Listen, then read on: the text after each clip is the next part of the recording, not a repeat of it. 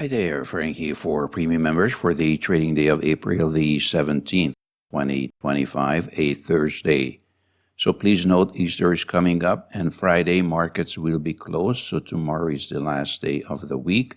Let's see what we can do here and how things are. So I'm mostly avoiding the indexes for now. This could turn into a 1R trade to the long side because this very much looks like a secondary consolidation, just a little reaction to this bull flag here. So I think the next move will be to the upside. Having said that, and being Thursday, last day of the week, I'm not going to force trades on the indexes tomorrow. I'm not planning to anyway.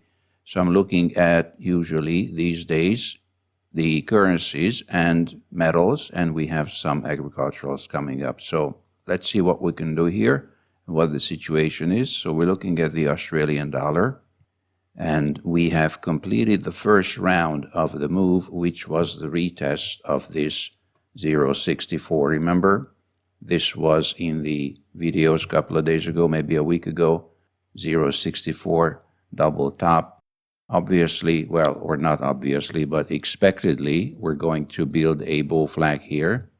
And my expectation is a move towards more highs. You see, there's another important pivot here in front of us. And the weakening in general of the dollar, I think, is continuing based on what we see on the charts.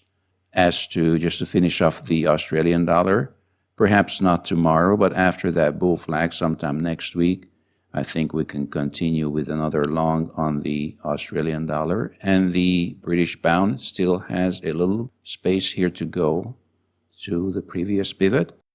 You want to keep an eye on this. Perhaps there's a trade here for us, just a little one. And 6E has also retested the major pivot. And now we are consolidating at this level for 3-4 days now. So what looks to be a further move to the upside, look at the long-term chart. We can easily go back to first 118 and then 130 on the 6E. So in general, we're looking for long trades on major currency pairs.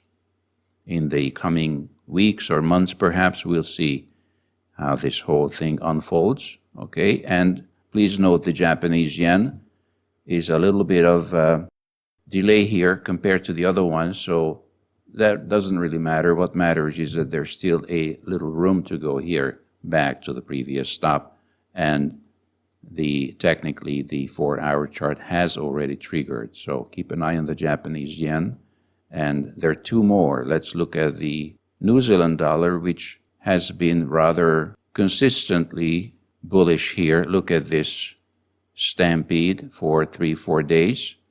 And now what we can expect is, I would say, my first expectation would be ideally a bull flag here, which would give us a relatively easy entry area for a further long. Also note, please, that this is not what always happens. There's nothing we can do about that. Scenario A, or 1, is a bull flag and then go long.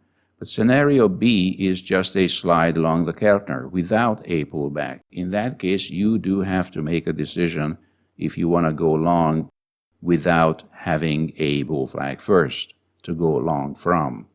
Swiss franc has started, as always traditionally, function as a reserve currency, somewhat similar to gold. Gold is not a currency, but psychologically to many people it is anyway. So look at the Swiss franc has retested similar to the 6E, actually building a base here, what could probably become a further move to the upside. Look at the long-term Swiss franc chart. We talked about this a few days ago. On to gold and silver. Gold is unstoppable, 33.50. Very hard to get a grip on this unless you're long already, then you're trailing this from behind, hopefully. And I don't know where it will stop. This is hyperbolic, very similar to what happened in 2011, for that matter, or even more dramatic. And where it will stop, who knows? Okay, and silver, the breakout seems to be happening, but it's taking its time. I would have guessed that it would have gotten already over the 35 level. It hasn't yet, but I think it's still worth being long on silver because first the 35 and then 50. This is my expectation. Anyway, keep an eye on silver. Definitely worth being bullish if we just follow the classic chart reading skills that we have built up over the years. This breakout level certainly would be an important event, and the first pullback after the breakout would be an utterly important event for us. Okay, so ultimately I think we're going to get here. I just don't know. We don't know when and how. But this would be what is the classic entry from 36 to whatever it goes, wherever it goes, 50. But I'm talking about this little distance here, which I think silver will cover one way or the other in the coming days. Okay, and last but not least, we have some good setups here on, for example, corn. We haven't looked at agros or grains lately, but first of all, we start reading the chart by noticing this beautiful, beautiful classic failure test, which resulted in the first penetration of the opposite Keltner. This is classic chart action or price action stuff. So please note this. Failure test resulting in a run towards the or into the other side of the Keltner, and then building a retracement or a consolidation, a mean reversion move back to the middle. This is what we call consolidation area or pullback. Now we are waiting for the reemergence of momentum on the daily chart. Please note that as the classic price action behavior patterns emerge on smaller charts first. So it's absolutely not surprising that on the 4-hour chart, we already have the long signal. So in any case, decide which chart you're trading and plan to be in a position or enter into a position if you're ready. And the target area would be the previous pivot around 110 or, 513, sorry. 510 or 513. Okay, and what else is here?